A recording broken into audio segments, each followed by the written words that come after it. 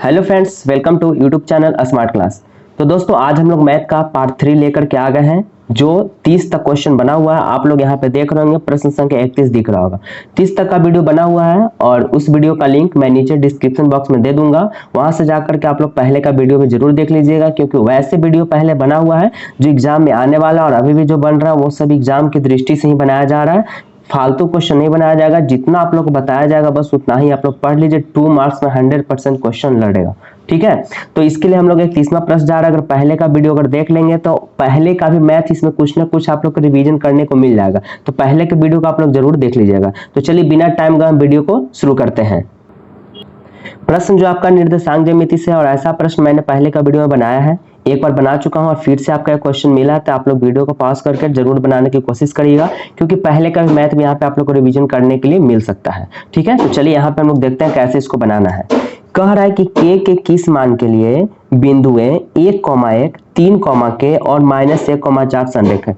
जब भी संरेख का बात आए और किसी एक का वैल्यू पूछ दे, जैसे देखिए के का वैल्यू पूछ रहा है, तो सीधे आप लोग का त्रिभुज का क्षेत्रफल लगाना है, ठीक है। निर्देशांक वाला जो त्रिभुज का क्षेत्रफल होता है हम लोग उसका प्रयोग करेंगे। यानी कि बिंदु संरेख, यहाँ पे तो ये साफा बोल रखा है, तो क्या लिखेंगे, जब बिंदु संरेख हो, जब बिंदु संरेख हो तब त्रिभुज का क्षेत्रफल, ठीक है। त्रिभुज का क्षेत्रफल, जब बिंदु संरेख होता है तो त्रिभुज का क्षेत्रफल क्या होता है, आगे से 1/2 नहीं लिखना है, ठीक है। यहां से x1 कर देना है। त्रिभुज का क्षेत्रफल में 1/2 होता है, लेकिन 1/2 नहीं लिखेंगे क्योंकि यहाँ पे संरेख दिया हुआ है। तो इसका क्या बन जाएगा, x1 y2 - y3 plus x2 y3 - y1 plus x3 y1 - y2, कुछ इस प्रकार से आपका बनेगा। और इक्वल टू आपको क्या करना पड़ेगा, 0। यहाँ संरेख का ये फार्मूला हो गया, ठीक है। अब यहाँ पे देखिए, ये आपका x1 का मान होता है, ये आपका y1 हो गया, ये x2 हो जाएगा, ये y2 हो जाएगा, ये वाला आपका x3 हो जाएगा, ये वाला आपका y3 हो जाएगा। अब जो जो जहाँ पे खाली दिख रहा है वहां पे आप इसको भरते चलिए। x1 का मान कितना है, 1 है। y2 का मान देख के जल्दी बताइए, k है। और y3 का मान आपका 4 है। फिर प्लस x2, तो x2 का मान 3 है, y3 का मान 4 है, y1 का मान 1 है। बस देख देख के भर लेना, ठीक है। x3 का मान यहाँ पे कितना दिया हो, -1 है, और ये प्लस है तो प्लस माइनस माइनस एक भी बन जाएगा। y1 1 और y2 का मान आपका हो जाएगा k। जो यहाँ पे दिया हो तो उसको देख करके मैंने यहाँ पे भर लिया है, और आप लोग भी यहाँ पे देख ही रहे होंगे। अब देखिए, अब क्या करना है हम लोग को, गुना करिए। 1 में k से तो सिर्फ 1 k, चाहे k भी लिख सकते हैं, माइनस 4 में 1 से तो 4 बन जाएगा, प्लस 4 में 1 घटेगा 3, और 3 में 3 से गुना तो 9 बन जाएगा। होगा कि नहीं होगा। अब इसको देखिए, -1 में 1 से तो -1, और माइनस माइनस प्लस, और k में 1 से गुना करेंगे तो k इक्वल टू आपका हो जाएगा 0। तो k और k कितना हो गया, 2k हो जाएगा। होगा कि नहीं होगा। और 4 माइनस और 1 माइनस, तो माइनस माइनस प्लस, ये आपका -5 हो जाएगा, और प्लस आपका 9 है तो प्लस 9 इक्वल टू 0। तो ये अंदर क्या बचेगा, 2k घट के कितना आ जाएगा, +4 आ जाएगा। ये घटेगा तो +4 ही होगा ना। यहाँ पे 9 में से 5 गया तो कितना बचेगा, 4 बचेगा, बराबर क्या दे देना है, 0। तो क्या हो जाएगा, 2k इक्वल टू -4 हो जाएगा। तो 2 दूना का 4, तो k का मान आपका कितना आ जाएगा, -2 आ जाएगा। यही आपका यहाँ पे आंसर हो जाएगा, ठीक है ना। इजी क्वेश्चन, आंसर भी इजी है, क्वेश्चन भी इजी है, ठीक है। और इसी तरह का दोस्त आपका एग्जाम में प्रश्न आने वाला है। बस आप लोग जितना भी हम 2 मार्क्स का क्वेश्चन करवा रहे हैं, बस आप लोग उतना रिवीजन कर लीजिए। उसके अलावा देखिए, आप लोग एग्जाम में 100% श्योर आपका क्वेश्चन लड़ेगा और बन के भी आएगा, ठीक है। तो चलिए क्वेश्चन नंबर 32 की ओर बढ़ते हैं। क्वेश्चन नंबर 32 में क्या करना है, आप लोग को भाग देना है, और भाग देने पर आपका भागफल पूछ रहा है कि इसका जो भागफल है कितना होगा। तो भाग किससे देना है, px में gx से, इससे भाग देना है इसमें। तो भाग आप लोग पढ़े होंगे क्लास 10th में, बस हम लोग को सिर्फ और सिर्फ रिवीजन करना है। आप लोग बस रिवीजन कर लो, सब कंप्लीट होते चलेगा, ठीक है। पहले से मुझे पूर्ण विश्वास है कि आप लोग पहले से जरूर पढ़े होंगे, तो इसको बस सिर्फ और सिर्फ रिवीजन ही करना है, ठीक है। तो चलिए इसको बनाते हैं। मतलब x² + 2x + 1 से डिवाइड करना है 3x³ + x² + 2x + 5, इसमें डिवाइड देना है। बस डिवाइड दीजिए, कैसा लगेगा। पहले वाले को हम लोग को काटना होता है, पहिलका को काटना है, किसी तरह काटिए, काट देना है। तो पहले देखिए, तो इसको काटने के लिए, अच्छा इसको पहले समझिए, एक पेज पे हम आप लोग को बता देते हैं। अगर इसको काटना रहे, देखिए पहला और पहला वाला को काटना है, तो इसको क्या करिए कि 3 को लिख करके, x 3 को है ना, तो x 3 को लिखेंगे, जिनको दिक्कत होता है उनके लिए, और डिवाइड देना सिर्फ पहला वाले से डिवाइड दीजिए, यानी x स्क्वायर से डिवाइड देना, माने x गुना x से कट गया, ये से ही और इसे ही, तो क्या बचा आपका 3x बचा, यानी कि जब भी यहाँ पे डिवाइड लगेगा तो कितना से लगेगा, 3x से लगेगा। वैसे भी देखिए यहाँ पे 3 है, तो 3 घट रहा है तो 3 लिखेंगे, 3 को x था जिसमें से 2 को x मिला हुआ है, तो 1 को x घट रहा है तो 1 को x लिखेंगे, मतलब 3x से हम इन तीनों से गुना करेंगे, तीनों से गुना करना पड़ेगा 3x में, तो 3x से 3x से x स्क्वायर में गुना करेंगे तो 3x क्यूब बन जाएगा, फिर प्लस 3 में 2 से तो 3 गुना का 6, और x में x से तो x स्क्वायर हो गया, फिर 3x में x से तो 3x, और जिसको जिसको गुना करिएगा उसका चिन्ह भी जरूर मिलाइएगा, गुना 3x में x से किए हैं तो 3x बन गया, और इसके आगे प्लस और इसके आगे भी प्लस, तो प्लस और प्लस क्या हो जाता है, प्लस होता है। ठीक है, अब यहाँ पे चिन्ह परिवर्तन होता है भाग में, प्लस वाला माइनस, प्लस वाला माइनस, प्लस है तो माइनस, नीचे वाला चिन्ह परिवर्तन करना, ऊपर से कोई मतलब नहीं है, ये आपका अब कट गया। अब ये देखिए 6 माइनस में, अब 6 प्लस में नहीं होगा, 3 भी प्लस में नहीं है, अब नीचे वाले चिन्ह को देखना है, तो 6 माइनस में आ गया और x प्लस में, तो घट के बनेगा 5 माइनस 5x स्क्वायर, ये आपका हो जाएगा माइनस x प्लस 5। अब देखिए कितना से लगेगा, तो इसको तो काटना है ना, इसको काटना है, तो देखिए फिर से एक हम रफ ले लेते हैं, क्या करना है, माइनस 5x स्क्वायर है तो माइनस 5 गुना x गुना x, इतना लिख देंगे क्योंकि इसी को काटना है पहले, अब बटा भाग देना है x स्क्वायर से, सिर्फ इसी से काटेंगे, तो x गुना x, तो x से x खत्म, x से x खत्म, खाली क्या मेरे को घट रहा है, -5 घट रहा है, मतलब यहाँ हम -5 से लगा देंगे। ठीक है, अब -5 से तीनों में गुना होगा, तो पहले गुना कर लीजिए, 5 में x से तो 5x स्क्वायर, अब बोले हैं जिसको जिसको डिवाइड करना है उसको चिन्ह भी मिलाना है, तो इसके आगे माइनस, इसके आगे प्लस, तो प्लस और माइनस क्या बन जाएगा, माइनस, एक कंप्लीट हुआ। अब 5 से 2 में गुना करेंगे तो 5 गुना का 10x, अब इसका चिन्ह मिलाइए, तो ये माइनस में है और ये प्लस में है, तो प्लस और माइनस, थोड़ा तबीयत ठीक नहीं है, इसके वजह से थोड़ा सा गला में प्रॉब्लम है, तो आज कभी कभी दिक्कत हो जा रहा है, ठीक है ना। चलिए, तो 5 गुना का 10x, और 5 में 1 से गुना करेंगे तो 5 हो जाएगा, और ये माइनस और प्लस माइनस हो जाएगा। ठीक है, माइनस वाला प्लस, माइनस वाला प्लस, माइनस वाला प्लस, ये आपका कट गया, और ये घट के आ जाएगा 9x, यहाँ पे घट के आ जाएगा 10। अब देखिए अब ये नहीं लगेगा, क्यों नहीं लगेगा, क्योंकि आगे x स्क्वायर है और यहाँ पे पावर 1 है, यहाँ पे पावर 2 है, अब कभी लगेगा नहीं ना लगेगा। तो आपका क्या बोला था, भागफल ज्ञात करें, तो इस वाले को हम लोग बोलते हैं क्या, भागफल। तो आपका भागफल कितना आ जाएगा, भागफल ही पूछ रहा है तो भागफल लिख देना है 3x - 5, यही आपका हो जाएगा मेरे दोस्त आंसर। ठीक है, ये आपका शेषफल हो गया, नीचे वाले को शेषफल बोलते हैं, समझ में आ गया ना। चलिए क्वेश्चन नंबर 33 को चलते हैं। क्वेश्चन नंबर 33 क्या कर रहा है, 13, 17, 21 डॉट डॉट डॉट 89 का 7वां पद तो निकालना है, लेकिन अंतिम से निकालना है। देखिए अंत से बोल रहा है, अगर अंत नहीं रहता तब वो दूसरा प्रोसेस होता, लेकिन अंत बोला, इसका मतलब यहाँ पे दूसरा प्रोसेस है, तो दोनों में बहुत डिफरेंस है। तो देखिए हमको बोला कि अंत से निकालना, साफा बोला है अंत से, तो इसको अंतिम से हम सजाना चालू करेंगे। अंत से बोल रहा है ना, अंत से 7वां पद निकालना है, तो सबसे अंतिम में लिखेंगे, यहाँ पे लिख देते हैं अंत से। ठीक है, अंत से एपी, अंत से एपी क्या आपका बनेगा, तो अंतिम वाले को पहले ले लेना है, 89 हो जाएगा। अब देखिए अब इसके बाद क्या लिखेंगे, तो देखिए यहाँ पर डिफरेंस कितना का मिल रहा है, 13 4 17, 17 4 21, 4 का डिफरेंस है, तो उसी प्रकार इसके 4 घटाइए तो कितना बनेगा, 85 हो जाएगा, फिर 4 घटाइए 81 हो जाएगा, और डॉट डॉट डॉट मतलब इसके ठीक पहले कौन आएगा, 85 ही आएगा ना, इसके ठीक पहले कौन आएगा, 81 ही आएगा, इसके ठीक पहले इसी करते करते फिर लास्ट में क्या आएगा, 21 आएगा, फिर क्या आएगा 17 आएगा, फिर क्या आ जाएगा 13, यही वाला पार्ट तो आएगा। अंतिम से बोला था तो बस अंतिम से एपी हम सजा देंगे। अब बोले कि सर 85 कहाँ से लाए, 81 कहाँ से लाए, तो मेरे दोस्त देखो यहाँ पे 4 का डिफरेंस हो रहा था, तो अगर पीछे से घूमेंगे तो इसका मतलब जिसमें देखिए 21 के पहले घूमे तो 17 आया ना, 17 के पहले घूमे तो 13 आया ना, उसी प्रकार 89 के पहले जाएंगे तो क्या आएगा, तो 89 के पहले जाएंगे तो 85 यहाँ पे आना चाहिए, क्योंकि 4 का डिफरेंस हो रहा था। समझ में आ गया बात ना। चलिए अब ए का मान कितना हो जाएगा, 89 हो जाएगा। डी का मान कितना हो जाएगा, तो 85 में से 89 घटेगा, क्योंकि ठीक दूसरा में से पहला घटाते हैं, तो -4 हो जाएगा। और ए एन का मान कितना हो जाएगा, देख ए एन का मान ही नहीं होगा, ए एन का मान कुछ नहीं होगा, हमसे सिर्फ 7वां पद पूछा है, मतलब ए 7 बराबर वाट, यही तो पूछा था। अंतिम से बोला था तब इसको अंतिम से सजा है।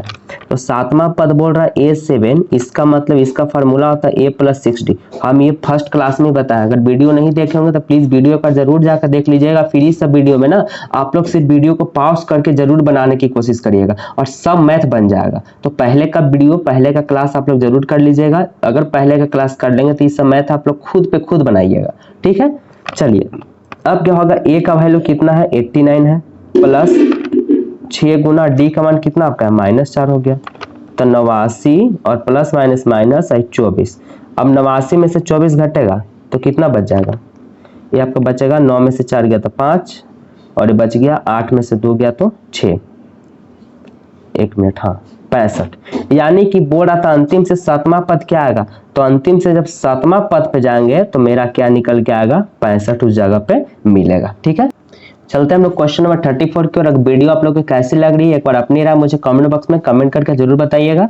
और दोस्तों अगर चैनल पे पहली बार आए होंगे तो इसको सब्सक्राइब भी जरूर कर लीजिएगा, और वीडियो अच्छी लग रही हो तो वीडियो को जरूर लाइक कर दीजिएगा, ठीक है। चलिए क्वेश्चन नंबर चलते हैं 34 की ओर। क्वेश्चन नंबर 34 क्या कह रहा है, 0 और 50 के बीच की विषम संख्या का योगफल ज्ञात करें। मतलब 0 और 50 के बीच में कितनी विषम संख्या है उसको तो पहले पता करेंगे, और जितना भी विषम संख्या आएगा अगर उसको जोड़ेंगे तो जोड़ने के बाद क्या आएगा, यही हमसे क्वेश्चन पूछा है। जहां पे भी योगफल का बात आएगा इसका मतलब हमको एसएन निकालना होगा, क्योंकि एसएन का मतलब होता है योगफल निकालना। तो पहले ये पता करेंगे कि 0 और 50 के बीच में आखिर विषम संख्या है क्या वो, ठीक है। तो चलिए यहाँ पे देखिए, पहले स्टार्ट करते हैं विषम संख्या। विषम संख्या के को बनेगा, तो बताइए विषम संख्या के से स्टार्ट होगा, 1 से होगा, 1 हो जाएगा, फिर कितना हो जाएगा, 3 हो जाएगा, 5 होगा, 7 होगा, और डॉट डॉट डॉट करके कितना होगा, 50 है, तो एक कम ही रहेगा ना, 49। यानी कि 49 तक। अब ऐसा थोड़ी कि विषम संख्या 49 हो गया, नहीं, ये हम पकड़े हैं कि ये तो 0 से बोला था, तो 0 तो होगा नहीं, 1 से ही होगा, और लास्ट 50 तक बोला यानी कि 49 ही होगा, ठीक है। तो टोटल होगा कितना, तो देखिए ऐसे तो पता चल ही रहा कि 0 50 के बीच में 25 को सम संख्या, 25 को विषम संख्या, लेकिन ऐसे मन से थोड़े बोलना पड़ेगा। तो यहाँ पे पहले हम पता कर लेंगे। तो ए का मान आपका कितना हो जाएगा, 1, ठीक है। डी का मान कितना होगा, 3 में से 1 गया तो 2 हो जाएगा, ठीक है। और ये जो आपका 49 आया है ये आपका ए एन का वैल्यू आया 49, और ए एन से हम पता करेंगे एन, और एन जो निकलेगा वो विषम संख्या निकलेगा कि कितने विषम संख्या है, ठीक है। तो ए एन से पहले निकालिए, तो एन का फॉर्मूला क्या होता है, a plus n minus 1 into d बराबर 49। तो a का मान 1 है, n का मान ही तो पता करना है, तो ये तो आपका मिलेगा नहीं, और d का मान आपका 2 है बराबर 49। तो आप क्या करेंगे यहाँ से, अब यहाँ से आप लोगों को करना क्या है, 1 का 1 प्लस 2 में n से गुना करेंगे 2n माइनस 2 में 1 से गुना करेंगे 2 बराबर 49 हो जाएगा। अब 2 में से 1 घटेगा तो -1 बच जाएगा, और प्लस 2n बराबर 49 हो जाएगा। तो 2n बराबर 49 पहले से 1 इधर आएगा तो प्लस 1 लिख देते हैं, तो पूरा आपको तोड़ तोड़ के हम बता दे रहे हैं, ठीक है। तो 2n का मान आपका आ जाएगा 50, तो 2 से 25 मिलाते कट गया, तो n का मान मेरा कितना आया, 25। तो क्या यही आंसर होगा, नहीं, ये भी हम पता कर लिए कि विषम संख्या के को आ गया 25 को। अब बोला था यही 25 विषम संख्या को जोड़ेंगे तो उसका योग कितना आएगा, मतलब S25 आपसे पूछ रहा है। आपसे क्या पूछ रहा है, S25 बराबर वाट, यही आपसे पूछ रहा था मेन। तो S25 पूछ रहा तो कोई दिक्कत नहीं है, एसएन का फॉर्मूला लगा दीजिए, तो n/2 into 2a plus n minus 1 into D. अब यहाँ पे सब कुछ का वैल्यू पता है, ये S25 है, इसका मतलब n का वैल्यू है, ठीक है ना।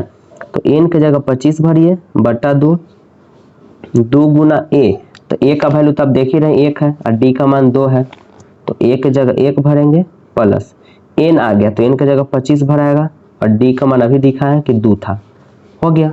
अब इसको कैलकुलेशन करिए, तो 25 बटा 2, 2 में 1 से गुना करेंगे तो 2, और 25 में से 1 गया 24, और 24 गुना का 48, तो प्लस 48 हो जाएगा, ठीक है।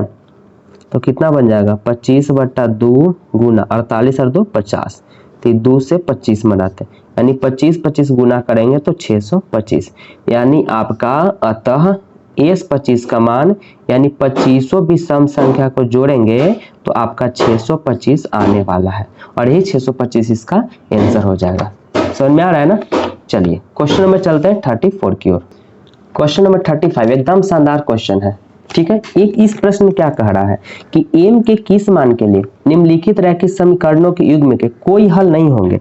कोई हल कब नहीं होता, कोई हल कब नहीं होता है, जब ये दोनों में ये तीन चीज है, ठीक है। a1/a2 बराबर b1/b2 बराबर c1/c2। क्वेश्चन बोला है कि कोई हल नहीं है, तो कोई हल नहीं का मतलब ये वाला आपका बराबर नहीं होता है, तभी हो जाता है कि कोई हल नहीं है, सिर्फ ये दोनों ही बराबर रहेगा। समझ में आ गया बात ना। तो इसी पर हम लोग को ये मैथ बनेगा। और ये वाला चैप्टर 3 में आपको एक बहुत बढ़िया सा डायग्राम बॉक्स में पार करके दिया हुआ है, आप लोग जरूर जा करके देख लीजिएगा, ठीक है। तो कोई हल नहीं है इसका मतलब समझ ही रहे थे कि ये वाला जो पार्ट है ये बराबर रहेगा आगे वाला, लेकिन पिछल का बराबर नहीं होना चाहिए। तो यहाँ a और b का पहले मान तो पता करेंगे ना। तो देखिए कैसे पता करेंगे, जो x और y रहेगा उसका गुणांक ही a और b का मान होता है।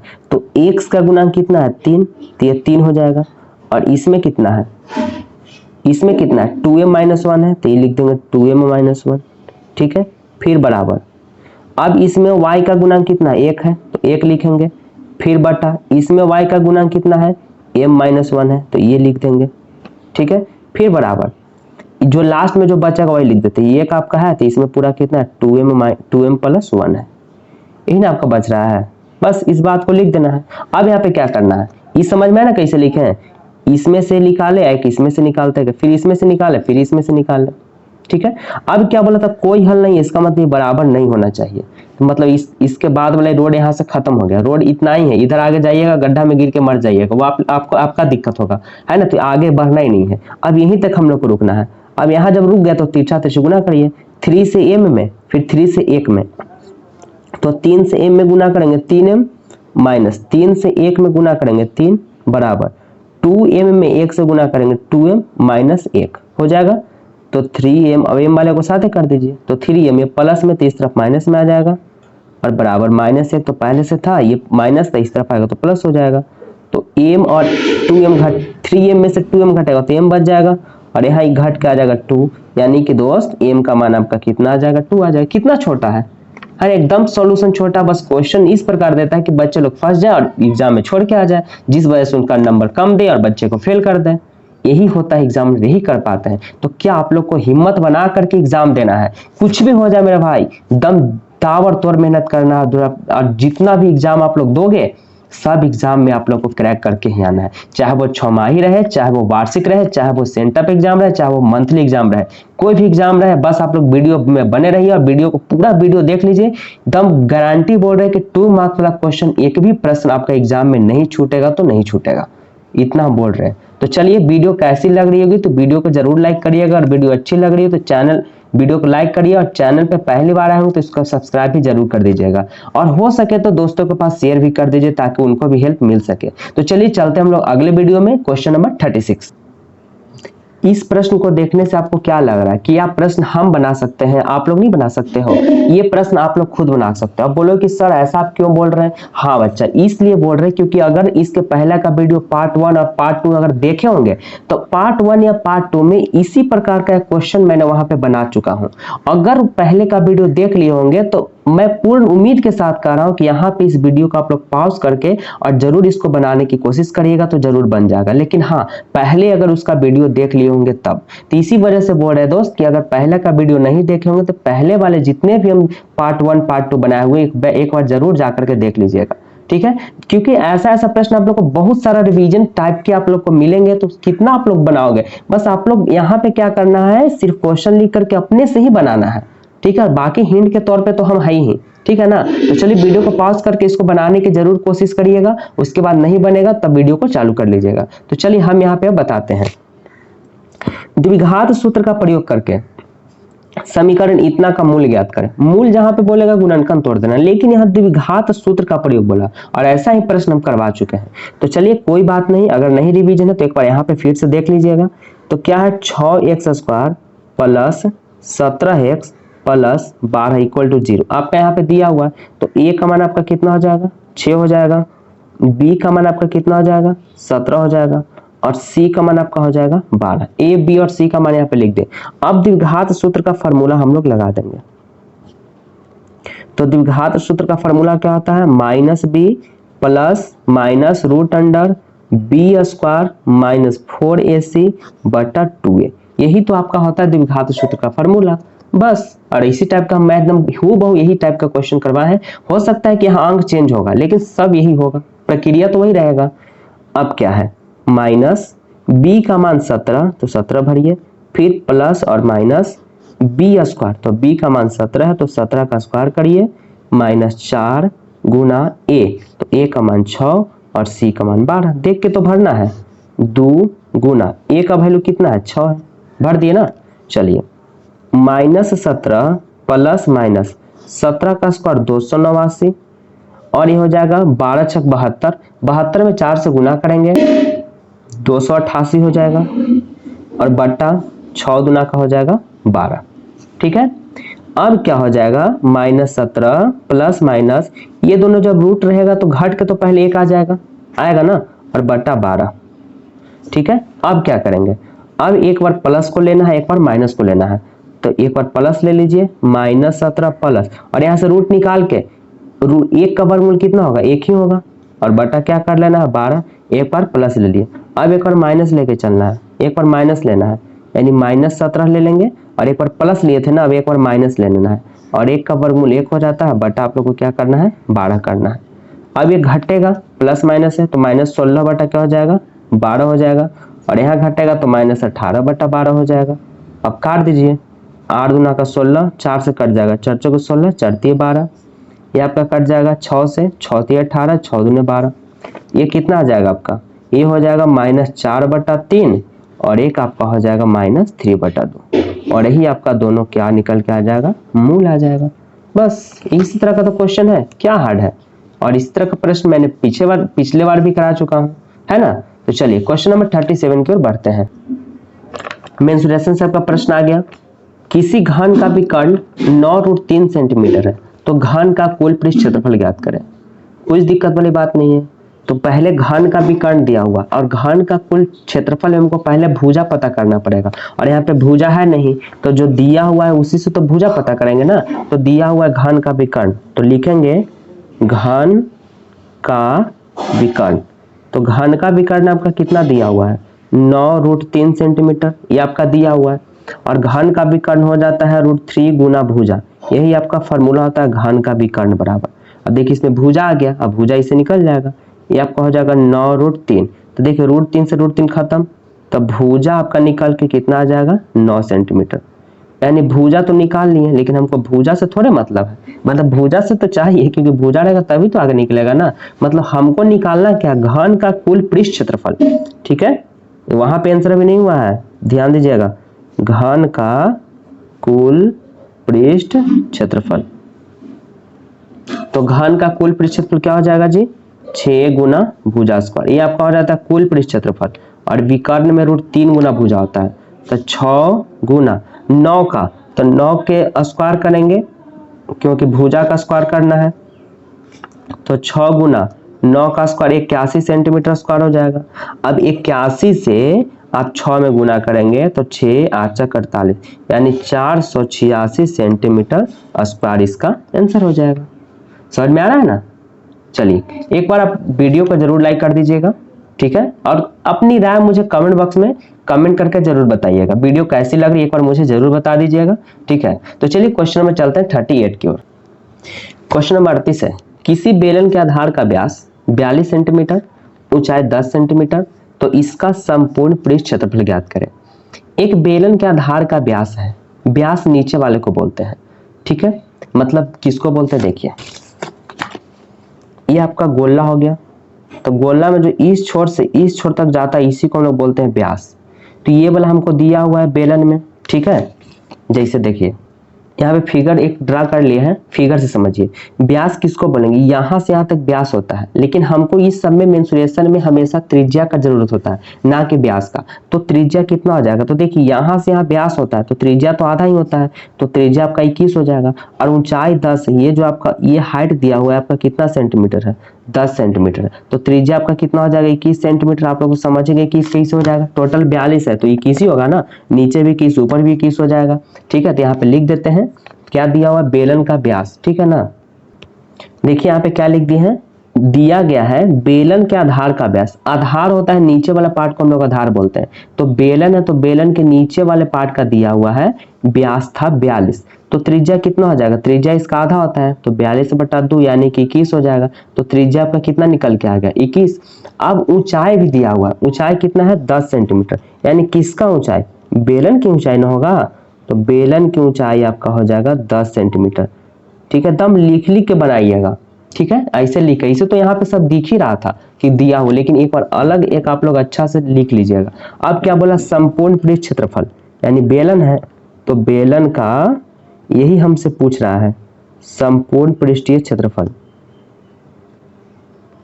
तो बेलन का संपूर्ण पृष्ठ क्षेत्रफल तो आप लोग को पता ही होगा, मेंसुरेशन पढ़े होंगे। तो इसका फार्मूला होता है 2πr × r+h, ये होता है बेलन का संपूर्ण पृष्ठ क्षेत्रफल।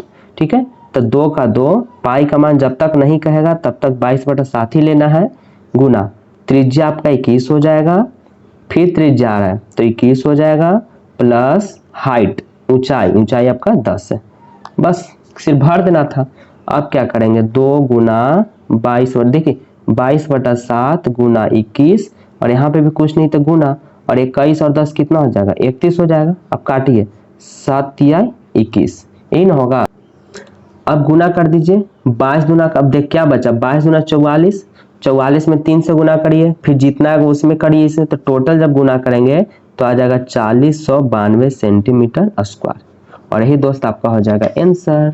समझ में आ रहा है ना बात को, देखिए कितना छोटा, इतना ही तो बन रहा है। ठीक है, इतना तक क्वेश्चन है, देखिए इतना ही में तो बन गया है कि नहीं।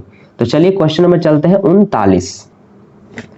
इस क्वेश्चन को देखने से क्या पता चल रहा है कि ये निर्देशांक ज्यामिति का प्रश्न है, और ये प्रश्न बहुत इंपॉर्टेंट होता है मेरे दोस्त, इसको थोड़ा ध्यान से समझ लीजिएगा।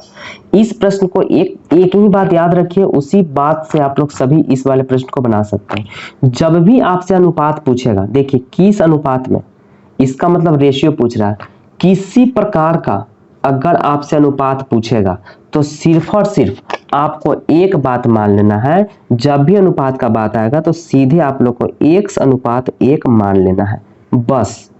ये कब मानना है, जब आपको लगेगा कि ये अनुपात में पूछ रहा है। जैसे देखिए किस अनुपात में विभाजित करता, इसका मतलब अनुपात पूछ रहा है, तो जैसे ही अनुपात पूछेगा तो आप लोग को x/1 मान लेना है। ठीक है, अब देखिए कैसे करेंगे। सबसे पहले हम लोग एक लाइन को ड्रॉ कर लेते हैं, इसको हम लोग P और Q दिया हुआ था, तो यहाँ पे P और यहाँ पे Q। P पर है -6,10 और Q पर है आपका 3,-8। किस अनुपात में विभाजित करेगा, तो यहाँ पे एक बिंदु मान लेते हैं, चलो P Q दिया, यहाँ पे R मान लेते हैं। ठीक है, किस अनुपात में, तो मान लिया कि x और 1 अनुपात में कट रहा है, इतना तो आप लोग समझ जाएंगे, समझिएगा ध्यान से। मान लिया कि x और 1 अनुपात में कट रहा है। ठीक है, अब यहाँ पे क्या करो, जब यहाँ पर रेशियो वाला आप लोग मैथ जरूर बनाए होंगे, m1x2 + m2x1 करके कुछ, देखिए यहाँ पे सामने आएगा। ठीक है, तो विभाजन सूत्र का जो फॉर्मूला लगाते थे, अनुपात में जब भी पूछेगा पहले दोनों चीज को लिख लेना है, अनुपात पूछेगा तो x और 1 आपको यहाँ पे मान लेना है, ये आपका हो जाएगा m1, ये आपका हो जाएगा m2। ठीक है, और ये हो जाता है x1 y1 x2 y2। और किस अनुपात में दिया हुआ था, तो इसको पहले आप लोग यहाँ पे भी साइड में लिख लीजिए, r के नीचे, इतना तो आप लोग कर लोगे। अब यहाँ से क्या करना है, अंतः विभाजन सूत्र हम लोग को लगाना है। ठीक है, अंतः विभाजन सूत्र, यानी कि विभाजन सूत्र से बनाएंगे। कैसे बनेगा, इसका फॉर्मूला होता है m1x2 + m2x1 बटा m1 + m2, फिर हो जाएगा m1, अब जैसे x था अब उसके जगह y हो जाएगा, m2y1 बटा m1 + m2। अब इस पे मैथ आप लोग नहीं बनाए होंगे, बस इसी पे सेट करना है। अब देखिए अंतर विभाजन सूत्र तो लगा है, तो ये अंतर विभाजन तो यहाँ पे दिया हुआ है, रेखाखंड को मिलाने वाले ही है ना मेन, तो यहाँ पे दिया हुआ है, इसका मतलब -4,6 को हम लोग साइड में लिखते चलेंगे। ठीक है, m1 का वैल्यू कितना है, x है, गुना x2 कितना है जी, 3 है, देख देख के भरते चलिए, m2 1 है, x1 -6 है। ठीक है, और m1 प्लस m2 मतलब ऊपर वाले को जोड़ना है x प्लस 1, फिर m1 x है, y2 देखिए y2 कितना -8 हो गया, फिर प्लस m2 1 है, y1 10 हो जाएगा, और ऊपर वाले को जोड़ देना है x प्लस 1, बस। अब क्या करेंगे, इसको साइड में आपको लेते चलना है, -4,6 को साइड में लेते चलना है। अब इसको करिए हल, ये हो जाएगा 3x प्लस माइनस -6 हो जाएगा बटा x प्लस 1, फिर कॉमा इसको ले लीजिए -8x प्लस 10 बटा x प्लस 1। अब कंपेयर करना है, कंपेयर कैसे, पहिलका के साथ ले लीजिए और दूसरका के साथ, किसी एक को ही आप ले लो, आंसर दोनों का सेम ही आएगा। आप दूसरा को भी लेके बनाओगे वही आंसर आएगा, पहला का भी लेके बनाओगे वही आंसर आएगा। तो दोनों में से किसी एक को ही लेना, दोनों लेकर के बनाना ही नहीं है, किसी एक को ले लीजिए। तो चलिए पहिलका तो हम लोग कंपेयर करते हैं, मतलब -4 बराबर 3x -6 बटा x प्लस 1। ठीक है, अब इसको हल कर लीजिए, बस इतना ही हल करना है। अगर आपको इससे मन नहीं भरता तो आप इसको दूसरका ही लेना है तो इसको दूसरका लीजिएगा, ऐसा नहीं कि ले लेंगे आप फिर 6 रखेंगे, तब गलत हो सकता है आपके साथ, हो सकता नहीं, हो जाएगा। ये दूसरा है, देखिए पहला दूसरा, ये दूसरा लिए तो इसमें भी ये लेना पड़ेगा, ठीक है ना, तब बराबर करना। अगर पहला ले रहे हैं तो पहला ये लेना होगा। अब गुना करिए तिरछा तिरछी, तो गुना करिए -4 से x में तो -4x, और -4 से 1 में तो -4 हो जाएगा, बराबर 3x -6 इन होगा। अब इसको आगे हल कर लीजिए, -4x ये प्लस में 3 पट्टी माइनस में 3x हो जाएगा, और -6 प्लस 4 हो जाएगा, तो ये आपका कितना आ जाएगा जी, -7x हो जाएगा, और ये आपका -2 हो जाएगा, माइनस माइनस खत्म, तो x बराबर 2/7 आया। इसका मतलब रेशियो में बोला था ना, तो x इक्वल टू कितना आ जाएगा, 2:7, यानी 2:7 में आपका क्या हुआ था, कटा था। यानी जो लाइन कटा हुआ है 2:7 में कटा हुआ है। अब 2 और 7 रख करके यहाँ पे वैल्यू भरोगे तो आपका हाई आंसर आ जाएगा, ये वाला आंसर आएगा। मतलब m1 की जगह 2 भर दीजिए और उसके जगह 7 भर दीजिए, मतलब गुना कर देना है। 2 में यहाँ x की जगह तो 2 आ गया और यहाँ पे एगो 7 आया, तो 7 में 1 से गुना तो 7 होगा ना। तो यहाँ पे जब वैल्यू भरेंगे 2 और 7 भरेंगे, जैसे ही 2 7 से ये वाला पे वैल्यू पुट कर देंगे तो आपका ये वाला आंसर आ जाएगा। समझ में आ गया ना। तो एक बात को ध्यान रखिएगा, जब भी अनुपात में प्रश्न पूछे आपको x और 1 मान लेना है यहाँ पे अपने मन से, और लास्ट में आपका आंसर जो कुछ इस प्रकार आ जाएगा। समझ में आ गया ना। तो चलिए क्वेश्चन नंबर चलते हैं 40 की ओर। प्रश्न संख्या 40 में क्या बोल रहा है, द्विघात समीकरण यानी द्विघात बहुपद इतना का शून्य ज्ञात करें। जहां पे भी शून्य का बात आएगा समझिए कि आप लोग को वहां पे गुणनखंड तोड़ना है। किसी तरह से आप गुणनखंड तोड़ सकते हैं, या तो द्विघात सूत्र की सहायता से, या तो नॉर्मली जो हम लोग गुणनखंड जानते हैं उस प्रकार से, किसी प्रकार से तोड़ सकते हैं। तथा शून्यकों और गुणांकों के बीच संबंध बताना, जो आपका शून्यक निकल के आएगा और जो गुणांक रहेगा उसके बीच में संबंध बताना। तो कैसे संबंध को बताएंगे, ध्यान से सीखते रहिएगा। सबसे पहले जो आपका क्वेश्चन है उसको पहले हम लोग लिख लेते हैं, यहाँ पे लिख दिए, और इससे पहले हम लोग शून्यक निकालेंगे। मतलब पहले गुणनखंड निकालिए, तो गुणनखंड तोड़िए, कितना पे टूटेगा, तो 2 और 2 पे टूटेगा। ये सब आप लोग को पता होना चाहिए कि गुणनखंड कैसे टूटता है। ठीक है, 2 और 2 पे टूट जाएगा। अब ऐसे 2y कॉमन हो जाएगा तो बच जाएगा 2y - 1, माइनस 1 कॉमन होगा तो 2y - 1। देखिए ये सब आप लोग को पता होना चाहिए और शायद पता होगा भी, इसी कारण से इसको हम समझा नहीं रहे कि गुणनखंड कैसे तोड़ रहे, हम नहीं बता रहे। गुणनखंड यहाँ पे खुद हम यहाँ पे सामने तोड़ रहे हैं, आप लोग देखते रहिए। गुणनखंड तो टूट गया, लेकिन बराबर में तो 0 रखना पड़ेगा क्योंकि हमको शून्यक निकालना है, तो बराबर 0 करना है। तो 2y - 1 = 0। अब दोनों को अलग अलग बांटिए, फिर 2y - 1 = 0, तो 2y बराबर 1 हो जाएगा, तो y बराबर 1/2।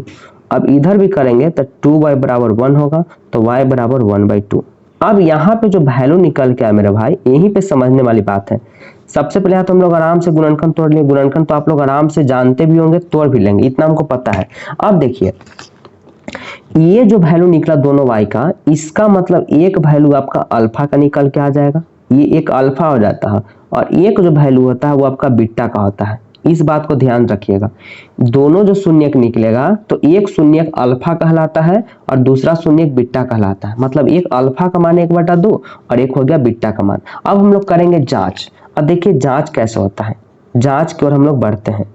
तो जांच के लिए दो शर्त से जांच होता है। ऑपरेशन कैसे करेंगे, दो तरीका से, एक ऑपरेशन मशीन के द्वारा हो जाता है, एक ऑपरेशन हाथ से हो जाता है। तो हम लोग दोनों प्रक्रिया अपनाना होगा, ठीक है। कैसे जांच करेंगे, देखिए जांच के लिए होता है शून्यकों का योग, समझते रहिएगा, शून्यकों का योग, शून्य का योग बोले तो अल्फा प्लस बीटा, ठीक है ना, अल्फा प्लस बीटा, यानी शून्य का योग बराबर माइनस एक्स स्क्वायर, सॉरी थोड़ा सा गलती लिखा गया,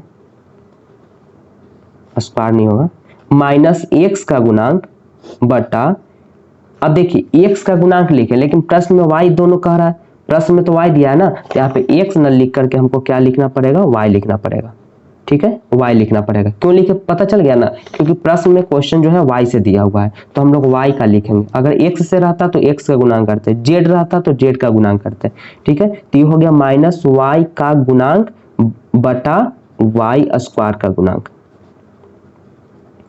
ठीक है, यही वाला बात को लिख देना है। इतना समझ में आ गया। अब देखिए, अब पहला मशीन से पहले चेक कर रहे हैं, तो अल्फा का वैल्यू कितना है, 1/2। अभी हम बोले कि एक अल्फा का मान हो जाता है, और बीटा का मान कितना आपका 1/2 ही है, हो गया बराबर।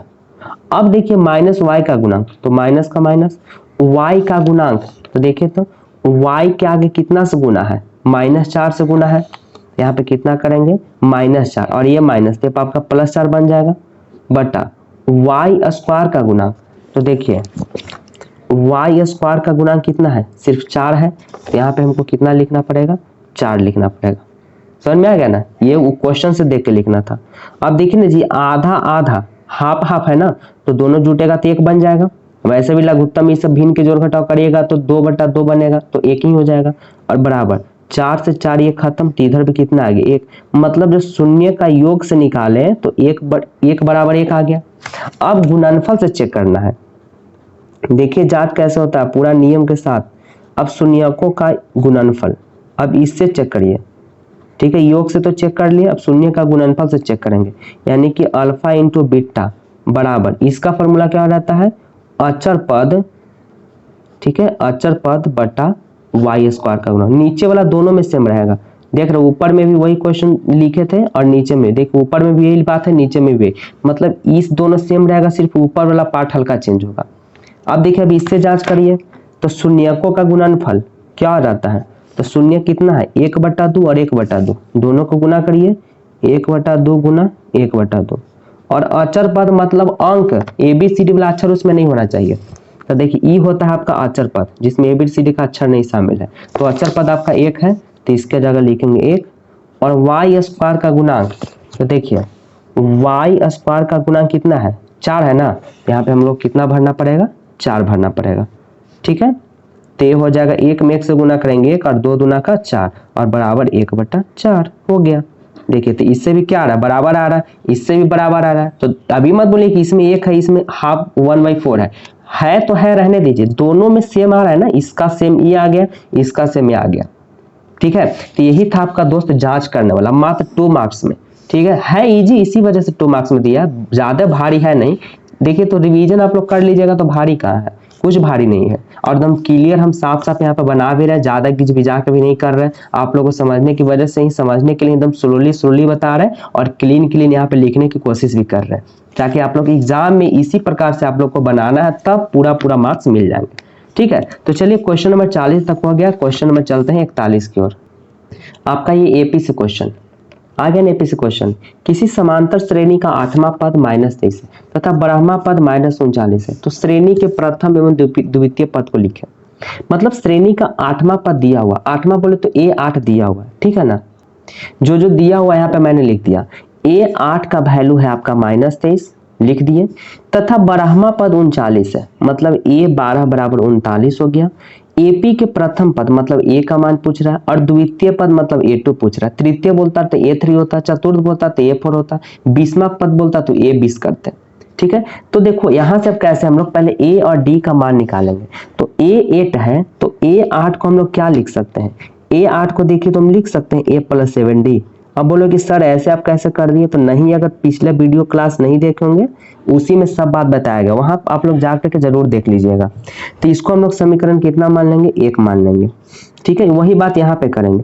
A12 है तो इसको कितना लिखेंगे, A + 11D लिखेंगे, और बराबर आपका हो जाएगा 39, और इसको समीकरण हम लोग मान लेते हैं 2। ठीक है, यहाँ पे लाइन थोड़ा खींच लीजिए। अब क्या करेंगे, समीकरण 1 एवं 2 से चलते हैं। समीकरण 1 एवं 2 से, तो समीकरण 1 क्या बोल रहा था, A + 7D बराबर -23 और A + 11D इक्वल टू -39।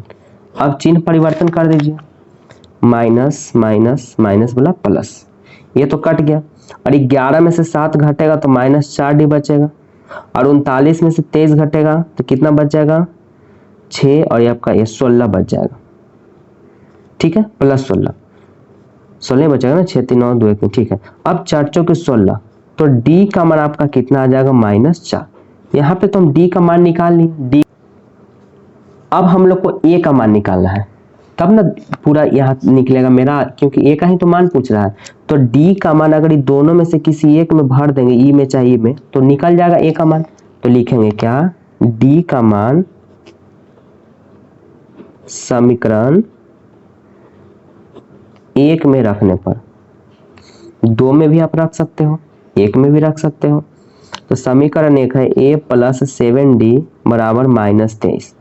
तो A का मान तो निकालना ही है, और 7 का 7 और D का मान -4 है, बराबर -23 हो जाएगा। तो A + - 28 हो जाएगा बराबर -23। तो A बराबर हो जाएगा -23 और +28। तो A का मान आपका आ जाएगा 5। तो A का मान और D का मान तो हम लोग निकाल लिए। तो हमसे प्रश्न क्या पूछा था, A और A2 का मान, अतः A का मान तो हम निकाल के 5 आ गए, ये तो निकल गया। अब A2 का मान बोल रहा है, इसका मतलब A + D हो जाएगा, क्योंकि एक कम करके लिखते हैं। यहाँ पे देखिए वही बात था, A 8 था तो इसको लिखे थे A प्लस, और एक से कम करना है तो 7D हुआ। A 12 था तो A का A प्लस और 12 से कम के 11D। उसी प्रकार A2 का मान पूछ रहा है, तो A का A और 2 से 1 कम करेंगे तो 1D, तो 1 नहीं लिखेंगे, कोई दिक्कत नहीं है। तो A का मान आपका 5 है और D का मान आपका -4 है, तो घट के आ जाएगा 1, यानी कि A2 का मान आपका आ जाएगा -1 और A का मान आ जाएगा 5। सॉरी, 1 खाली आएगा, -1 बोला गया था। यही आपका आंसर था, है ना इजी। वीडियो कैसी लग रही है, वीडियो अगर अच्छी लग रही है तो वीडियो को जरूर लाइक करिएगा, और चैनल पे पहली बार आएंगे तो इसको सब्सक्राइब भी करना ना भूलिएगा। तो चलिए क्वेश्चन नंबर चलते हैं हम लोग 42 की ओर। क्वेश्चन नंबर 42 की ओर बढ़ते हैं। यदि 12 मीटर ऊंचे खंभा की छाया भूमि पर 4√3 मीटर है, 3 मीटर की लंबी बन रही, तो सूर्य का उन्नयन कोण। देखिए ये जो प्रश्न है आपका 2 मार्क्स में भी पूछा हुआ है, और ये जो प्रश्न है आपका ऑब्जेक्टिव में भी आता है, और ऑब्जेक्टिव में ऐसा प्रश्न तो हर एक साल एग्जाम में मिलेगा, प्रत्येक साल ये क्वेश्चन मिलेगा। तो इस क्वेश्चन को एकदम ध्यान से बनाइए, क्योंकि ये प्रश्न आपका ऑब्जेक्टिव और सब्जेक्टिव दोनों में आ रहा है, तो क्यों ना इसको बढ़िया से समझ लेते हैं। तो सबसे पहले एक हम फिगर का निर्माण करते हैं, फिर आगे हम बताते हैं। फिगर यहाँ पे रेडी। फिगर से क्या समझना था, यदि 12 मीटर ऊंचा खंभा है, ये जो खंभा देख रहे हैं, ये खंभा की ऊंचाई आपका 12 मीटर दिया हुआ है। टोटल खंभा की ऊंचाई कितना दिया हुआ, 12 मीटर। और इस पर जो भूमि पर छाया की लंबाई जो है ना, वो भूमि पर लंबी 4√3 बन रहा है। जैसे कहने का मतलब क्वेश्चन में क्या कह रहा था कि ये आपका एक भवन है और इसकी परछाई बन रही थी। इसका मतलब सूर्य अगर इधर है तो इसका परछाई तो नीचे ही बनेगा ना, ऐसा थोड़ी परछाई ऊपर लटका हुआ रहेगा। मतलब परछाई है, जैसे मैं एक हम एग्जांपल के तौर पे आपको दिखाते हैं। ये मान लीजिए कैप है, खैर इसका तो परछाई देखिए साइड में कहीं नहीं बन रहा है, खैर कैसे हम, हाँ देखिए ये पेन हम आपको लिए हुए, तब पेन यहाँ पे आपको देखिए, पेन यहाँ पे खड़ा किया हो, ये पेन आपका खड़ा है, इसका मतलब लाइट इधर से आ रहा होगा, तो देखिए इधर परछाई से बन रहा है ना, ये आपका नीचे ऐसा परछाई बना हुआ है, तो ये आपका मीनार था और नीचे आपका परछाई बना हुआ है। उसी प्रकार यहाँ पे था, ये आपका मीनार था और जैसे इधर से लाइट आ रहा है तो इधर परछाई जो है 4√3 मीटर लंबी बन रहा है। तो सूर्य कितना डिग्री के कोण पे है, सूर्य का उन्नयन कोण कितना है, आपका यही एंगल पूछ रहा है। कुछ नहीं करना मेरा भाई, एकदम हल्का है। क्या है, हल्का है। समझिए, ए बी का मान दिया हुआ है, मतलब क्या, मीनार खंबा है ना, खंबे की ऊंचाई दिया हुआ 12 मीटर, खंबे की ऊंचाई 12 मीटर हो गया और खंबे की छाया की ऊंचाई 4 और 3 मीटर। हमसे एंगल पूछ रहा है कि कितना एंगल पे होगा। ये ऑब्जेक्टिव सब्जेक्टिव दोनों के लिए है, दोनों बात दोनों में पूछा हुआ है। ठीक है, तो देखिए हमको क्या क्या दिया हो, ये आपका एक लंब है, ये आपका आधार है। तो लंब और आधार किसका होता है, tan का होता है। चलिए इनको इस फिगर से ही पकड़ना है कि कौन फॉर्मूला यहाँ पे लगेगा। तो देखिए ये लंब और ये आधार है, इसका मतलब tan का होता है लंब बटा आधार, तो tan थीटा लिखेंगे। और लंब आपका कितना है 12 और आधार आपका कितना है 4 और 3, यही ना है। अब देखिए काटिए, 4 3 12, तो tan थीटा बराबर क्या बचेगा 3 बटा √3। अब इसको परिमेयकरण कर दीजिए, मतलब √3 ऊपर और √3 नीचे। ठीक है, अब इसको काट मत दीजिएगा, फिर यही आ जाएगा। परिमेयकरण का मतलब आगे सॉल्यूशन करके काटना है। ठीक है, तो tan थीटा बराबर 3 में √3 से गुना करेंगे तो 3 √3, और सिर्फ √3 में √3 से गुना तो सिर्फ 3 हो जाता है, क्योंकि √3 में √3 से गुना करेंगे तो √9 और √9 3 का वर्गमूल होता है, तो आपका सिर्फ 3 हो जाएगा। तो 3 से 3 खत्म, तो tan थीटा बराबर कितना बच रहा है √3। अब बताइए tan में √3 कितना का मान होता है, बताइए tan में √3 कितना का मान होता है 60 का, यानी कि इसका आंसर जो आ जाएगा tan थीटा बराबर कितना डिग्री 60 डिग्री, क्योंकि 60 डिग्री का मान √3 होता है। बस, यानी एंगल जो है 60 डिग्री, मतलब सूर्य का जो उन्नयन कोण है वो 60 डिग्री है। और ऐसा प्रश्न ऑब्जेक्टिव में भी पूछा हुआ है, तो इसको बहुत बढ़िया से समझ लीजिएगा। चलिए क्वेश्चन नंबर 43 की ओर बढ़ते हैं। क्वेश्चन नंबर 43 क्या बोल रहा है, एक बाह्य बिंदु P से, मतलब एक वृत्त के बाह्य बिंदु पर कहीं भी बिंदु एक P है। ठीक है, समझिएगा ध्यान से, ये भी क्वेश्चन ऑब्जेक्टिव और सब्जेक्टिव दोनों में आया हुआ है। ठीक है, दोनों तरह का प्रश्न पूछा है, 1 मार्क्स में भी और 2 मार्क्स में भी। ठीक है, तो एक बाह्य बिंदु P से वृत्त पर खींची गई स्पर्श रेखा, एक इससे बाहर कोई बिंदु है और यहां से एक स्पर्श रेखा खींच रहा है, तो एक वृत्त पर दो ही स्पर्श रेखा बन सकता है, एक तो यहां से इसे टच होकर निकलेगा और एक यहां से टच होकर, जो टच होकर निकल जाए उसी को बोलता है स्पर्श रेखा। तो एक बार में दो ही बना सकते हैं, दो ही स्पर्श रेखा बन सकता है। ठीक है, तो एक बाह्य बिंदु P से बाहर बिंदु P है, जो इस पे एक क्या स्पर्श रेखा कर रहा है, तो कहीं से भी आप एक स्पर्श रेखा कर दो, या तो आप इधर से खींच दो चाहे ऊपर से खींच दो। देखिए यहाँ पे ये टेंजेंट चला गया, टेंजेंट मतलब स्पर्श रेखा, और ये आपका स्पर्श रेखा चला गया। तो क्या बोला था, स्पर्श रेखा की लंबाई 15 सेंटीमीटर, ये आपका 15 सेंटीमीटर दिया हुआ है, और बिंदु P की वृत्त से केंद्र की दूरी, और बिंदु P से केंद्र की दूरी मतलब इसका दूरी दिया हुआ 17 सेंटीमीटर। तो वृत्त की त्रिज्या मतलब हमसे ये वाला पूछ रहा है, हमसे ये पूछ रहा है। तो बात यहाँ पे उठता है क्या कि 90 डिग्री एंगल कहाँ पे बन रहा है, तो यहाँ पे 90 डिग्री एंगल नहीं बनता है मेरे भाई। एक इसका भी थ्योरम है, 10.1 में थ्योरम है कि जब भी कोई स्पर्श रेखा इसे गुजर के जाए तो यहाँ पे जो एंगल बनता है यही आपको आता है 90 डिग्री। देखने में तो नहीं लग रहा है, देखने में लग रहा है क्या ये तो तिरछा यहाँ से गया हो, यहाँ इसे गया होगा, लेकिन ऐसा आपको देखने में भ्रम है और ऐसा एक थ्योरम है। ठीक है, ऐसा हम नहीं कहते, थ्योरम बोलता है कि जैसे ही टेंजेंट होके जाएगा तो यहाँ पे 90 डिग्री का एंगल बनता है। अब बताइए जहां पे 90 डिग्री बन गया, इसका मतलब ये आपका लंब हो गया, ये आपका आधार हो गया, और ये कर्ण है। देखिए जो सीधा वाला दिख रहा है ना, ये आपका कर्ण है। कितना अचंभव वाला बात लग रहा है ना। इसको एक फिगर में देखिए, यहाँ पे एक फिगर हम बनाया, क्या है यहाँ पे एक ट्रायंगल बना हुआ है, तो इसमें देखिए जहां पे भी 90 डिग्री बन रहा है इसका मतलब वो आपका एक लंब हो जाएगा, एक आपका आधार होता है, और कर्ण पर कोई एंगल नहीं है यहाँ पे। इसमें भी देखिए इधर से अगर एक हम त्रिभुज बनाया है तो यहाँ पे 90 बन रहा है, इसका मतलब ये लंब हो जाएगा, ये आधार हो जाएगा। मतलब जिस पे टच करेगा वो लंब और आधार होगा, कर्ण पे टच नहीं हो रहा। देखिए यहाँ पे भी टच हो रहा है, इसका मतलब कर्ण अलग है, यहाँ पे भी टच हो रहा है तो कर्ण अलग है, सिर्फ लंब और आधार पे टच हो रहा है। तो यहाँ पे भी टच हो रहा है, इसका मतलब ये लंब होगा और ये आधार होगा, और ये आपका क्या हो जाएगा, कर्ण ये वाला हो जाएगा। समझ में आ गया बात। तो चलिए यहाँ पे कुछ सिर्फ P का बात था तो P दे दिया, अब यहाँ O लिख दो, यहाँ पे आप S लिख देते हैं, कुछ भी लिख देंगे क्योंकि एक ही बिंदु सिर्फ दिया हुआ था। समझ में आ रहा बात को ना। चलिए अब क्या क्या दिया हो लिख दीजिए। दिया है PS बराबर 15 सेंटीमीटर, फिर OP बराबर 17 सेंटीमीटर, हमसे OS पूछ रहा है, OS बराबर वाट हो जाएगा, यानी त्रिज्या हमसे पूछ रहा है तो OS निकालना तो क्या करेंगे, बड़ा में से छोटा घटाएंगे स्क्वायर करके, क्योंकि घटाना पड़ेगा, क्योंकि हमको कर्ण ये दिया हुआ, हमसे आधार पूछ रहा है, रेडियस पूछ रहा है, रेडियस यहाँ आधार बना हुआ है, मतलब आधार पूछ रहा है, तो क्या करेंगे, बड़ा में से छोटा घटा देंगे स्क्वायर करके, इन होता formula.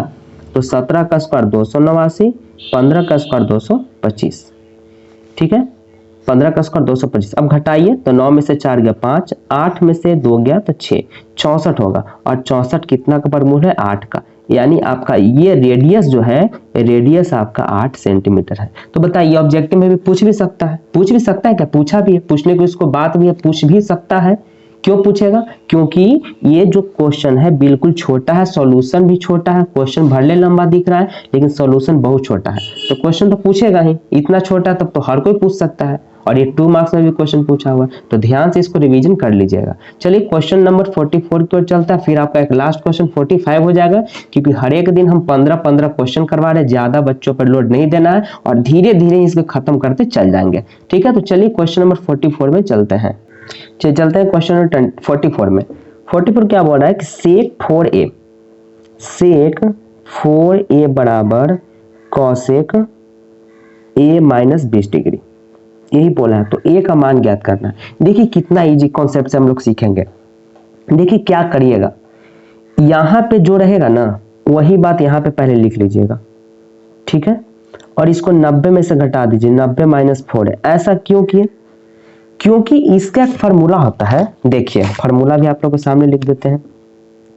Cosec 90 minus theta sec theta होता है ना, देखिए सेक थीटा, तो सेक को हम लोग लिखने के लिए इसको ऐसा भी रूप लिख सकते हैं, देखिए सेक थीटा, तो थीटा की जगह 4 ही दिया हुआ है कि नहीं, तो इसको हम लोग इस प्रकार से भी लिख सकते हैं, यानी कॉसेक 90 माइनस, और जो थीटा था तो थीटा की जगह 4 भर देंगे, है कि नहीं। और देखिए आपका जो भी प्रश्न रहेगा ना, ये दोनों कंबाइन करके देगा। देखिए सेक का उल्टा कॉसेक हो रहा है, कॉसेक के जगह सेक होगा, कॉट के साथ टैन रहेगा, टैन के साथ कॉट रहेगा, साइन के साथ कॉस है तो कॉस के साथ साइन रहेगा, ये दोनों जोड़ा मिला के ही क्वेश्चन देगा। तो जब जोड़ा मिला के क्वेश्चन रहेगा ही, तो हम लोग को उतना नहीं सोचना है, सीधे क्या करना है, जब ऐसा प्रश्न रहे, ऐसा प्रश्न तो अक्सर देगा ही एग्जाम में, जब ऐसा प्रश्न रहे तो पहले इस प्रश्न को यहाँ पे लिख दो, और यही वाला बात जो रहेगा इसको यहाँ पे लिखना। क्यों इसको रूप चेंज किए, क्योंकि दोनों को हमको काटना होता है, तो इसको हम इस प्रकार से लिखेंगे। चलिए इसको अब चलिए एक बात पहले समझ लीजिए, तो इसको इस रूप में चेंज करेंगे, मतलब सेक को कॉसेक लिख देंगे, 90 माइनस 4 है बराबर कॉसेक a माइनस 20, इसको फिर वहीं पे लिख देना है। अब देखिए कॉस से कॉस खत्म हो जाएगा, अब कॉस से कॉस खत्म हुआ ना, तो क्या बच जाएगा, 90 माइनस 4a बराबर a माइनस 20 डिग्री। अब यहाँ पे रुकिए पहले, अब यहाँ से पर रुकने के बाद यहाँ पे थोड़ा समझिए। अब देखिए यहाँ पे साइन 4a बराबर कॉस a माइनस 18 है, तो इसको लिखना तो क्या करेंगे, बस यहाँ पे कॉस है ना, यहाँ पे भी कॉस लिख दो चुपचाप सीधे दम, और 90 में से 4a को घटा दो, ठीक है, और बराबर कॉस a माइनस 18, फिर इसको आप लिख देना है ना। अब आगे सॉल्यूशन करना तो इसे खत्म हो जाएगा, काटना नहीं, बस खत्म हो गया, तो बचा 90 माइनस 4a बराबर a माइनस 18।